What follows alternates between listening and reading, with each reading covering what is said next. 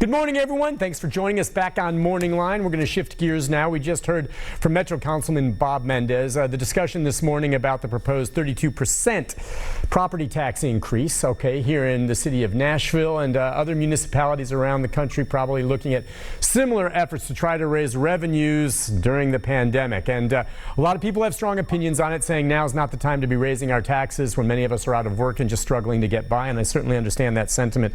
With us now to talk more about it is Mark Cunningham. He is with the Beacon Center. Can you hear me, sir? I can hear you perfectly. Good. Thank you for joining us this morning. Well, of course, Beacon Center, known for the pork report, among other things. And just wanted to get your perspective. We just heard from Councilman Mendez, the thinking of no one likes the idea of a property tax increase, certainly not one this big. And, you hear from the mayor saying, look, this is something that's needed. We're in dire straits. You hear from many of the citizens saying, no, now's not the time. What do you think, Mark?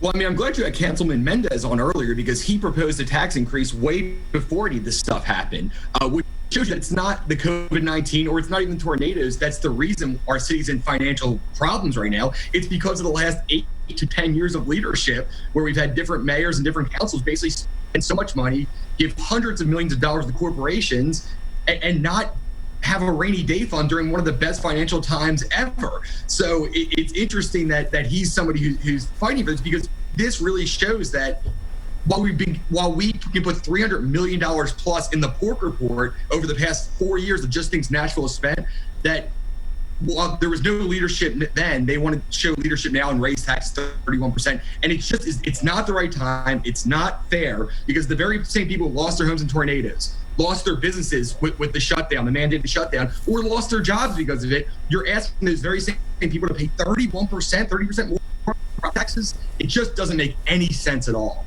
Yeah, and the councilman, I'm not sure, said one way or the other himself, but you're certainly right. I think he's made the point that, and maybe you're saying this, do you think it would have been wise to at least have had some type of modest increases sometime over the last 8 years, so you don't find your pickle right now where you're just stuck and, you have to ask people to pay so much? Or is it that there shouldn't have been so many giveaways? Oh, yeah, I would say the opposite. I would say that we had these great financial times the last 2 years when you see the state of Tennessee did great, and you see other cities across the country that actually saved some money, put in a rainy day fund. Meanwhile, we've been spending money on hotels, on corporations, on an amphitheater, on sports stadiums. So, we've been using our money so poorly. And now that there's a tough time, which of course was going to come at one time or the other, maybe not, you wouldn't have expected a pandemic, but we knew there's going to be some kind of downfall, and we have no money because of the irresponsibility of previous councils and previous mayors. So for them to come to us now and say, you know what, we're not going to make any cuts on our budget, but we want you to pay a 32% increase, it just doesn't sit right with people, no matter what your political affiliation is. Yeah, and I understand that. I'm wondering, has the Beacon Center looked at perhaps other larger municipalities? They're all going to be kind of strapped. They may have different types of tax bases. What's your sense of how other cities, maybe even some outside the state of Tennessee, how they may be addressing this issue? I'm just curious what other cities we can look at maybe for ideas. Yeah, so I think that looking so far at what's happened, Memphis has actually done a better job than Nashville in terms of actually making sure they had a little bit of a rainy day fund when the previous mayor there came in. They tried to cut down on their debt. If you look at kind of before this happened, the debt comparison, Nashville had an F, and I think Memphis was up like a C+ or something like that. So there's even other cities in Tennessee, whether it's Chattanooga, Knoxville, or Memphis. Nashville is clearly in the worst shape. And we're the first ones to raise taxes because, again, they wanted to raise taxes even before this happened. So for them to blame a pandemic for the raising taxes is not fair. And I want to say something about Mayor Cooper, too.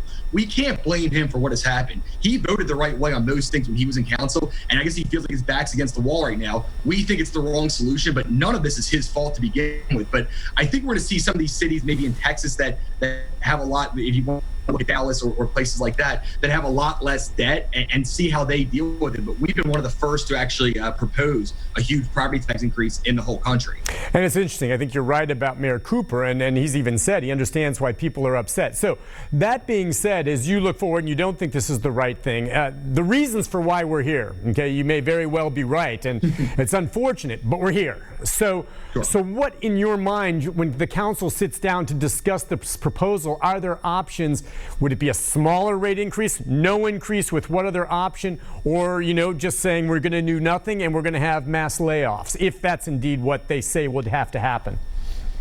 Yeah, so to us, there's a few things I think they need to look at first. So first of all, they need to look at wage and hiring freezes to begin with. That's just a very simple thing that they can't ask all these people who live in the city to make these sacrifices, and they're not going to make any sacrifices.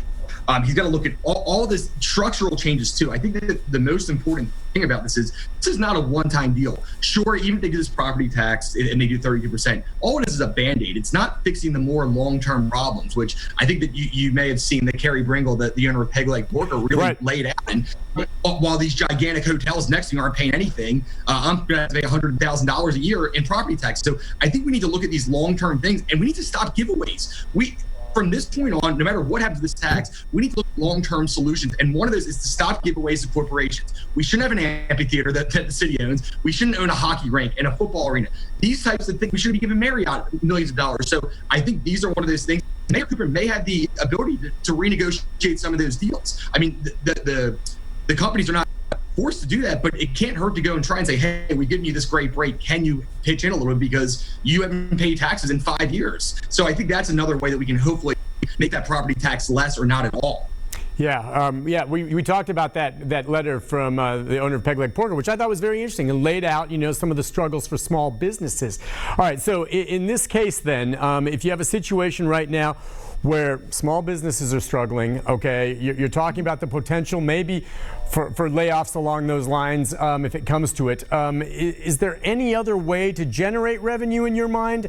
Maybe renegotiating some of these deals? I mean, what direction, what options really do the council members have right now, that they may be able to discuss, when they have this meeting on the 11th? Sure. Well, I mean, I think the first option is maybe they shouldn't take their pay. I know that's not much, but I mean, based on what they've done, I'm not sure they deserve it. It would be a symbolic thing. Sure. Yeah, sure. I mean, there's a lot of things to look at. And I don't know the specifics, but selling the amphitheater has to be something that is on the table, right? I mean, talking to the Titans, talking to the Predators, and seeing if we can get out of some of these agreements. I do think that when you look at this huge amount of money, which we're talking about 300 million plus is what this tax increase raised as is, that you can start to do that. And the biggest way to cut those off is to renegotiate some of the previous deal he's made. And whether or not, the amount of tax increase matters too, because even when you're talking about somebody like Freddie O'Connell, who I'm not sure he's agreed with us on anything ever, is saying, yeah, this is too high. This is too high. I think you have a problem. So they need to, first of all, figure out exactly what they can cut, look through their budget. And thankfully, we have people much smarter than me at Beacon, our policy people, who are looking through that right now. But they should be looking through their budget and cut every single thing they possibly can before even considering a tax increase. Because they're telling us that we have to pay, but they're not willing to make any sacrifice of their own. To me, that just doesn't sit right. I've got you. I think a lot of people probably agree with that. In terms of cutting, and again, it would be symbolic if they cut the money they get paid, and it's not a lot, and that's fine. I understand that's not going to solve the problem. But when you say this, then cutting, it's not so much necessarily cutting like fire or police or things like this. And some people say threats like that are, scare tactics or whatever. But there would have to be some. But you're thinking that there might be ways to save money, like going back to some of these corporate handouts we had, and say, look, we're going to need to renegotiate with you now about this deal or this deal to save us some money now. Maybe that could save some of the jobs and bring money in from that. And then is the thinking that you go to, say, the Titans or someone and say, look, we need you to do this. And if you don't, well, what? Yeah. And Mayor Cooper's already renegotiated with the Predators. He did that before it happened. So he's had the ability to do this. And Mayor Cooper's been a long time kind of champion against corporate welfare, just like us. So I think that he can go and say, hey, you guys have been stewards of our community. You've done all these great things. But listen, you see what you've done and the fact that you paid none of these taxes. Meanwhile, we're forcing places like Peg Leg Porker, Arnold's Country Kitchen, to pay this much money where they can't possibly stay in business. Is there anything you can do? Is there a way to renegotiate? Because, of course, we really do need this at this time. And if the company says no, you can't blame them because they got this sweetheart deal, but it's at least up to Mayor Cooper to kind of look at and see if any of them would be willing to do that, like he did with the Predators, which was a very, very successful thing and has saved the money and saved the city a lot of money. Yeah, I recall that right after he was elected. Listen, we'll take a break on that note. When we come back, Mark, we'll talk more. We'll take some phone calls for you as well as maybe some of the comments. If anyone has a question for Mark from the Beacon Center as we're talking about the proposed property tax increase here in Nashville, contact us right now, Facebook at newschannel5.com. We'll be back with more. Our final segment with our guest right after this.